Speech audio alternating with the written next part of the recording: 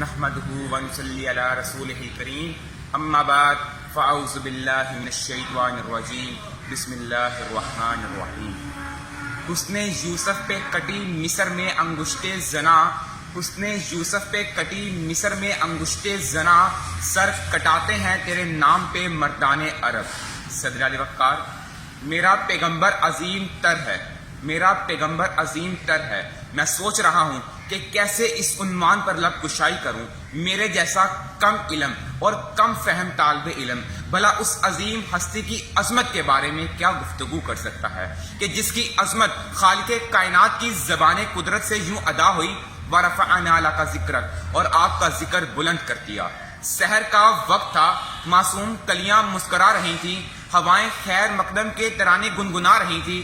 ابھی جبریل بھی اترے نہ تھے کعبے کے منبر سے کہ اتنے میں صدا آئی عبداللہ کے گھر سے، مبارک ہو محمد مصطفیٰ صلی اللہ علیہ وآلہ وسلم تشریف لے آئے۔ عزیز ساتھیوں، ذرا سوچیں، جس رات قرآن پاک مکمل ہوا اس کی شان یہ ہے کہ وہ رات 1000 راتوں سے بھی افضل ہے، اور جس دن صاحب قرآن کا نزول ہوا تو اس کی شان کیا ہوگی۔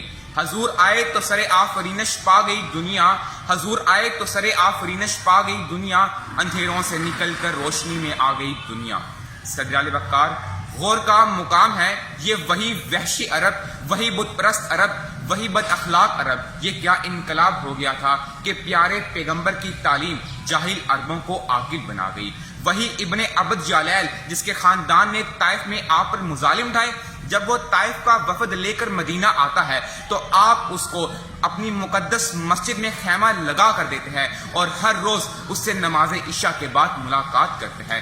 کس کو؟ جس نے آپ پر پتھر برسائے تھے۔ یہ ہے عظمت رسول۔ تو اپنے دشمن کو پیار کر اور معاف کر۔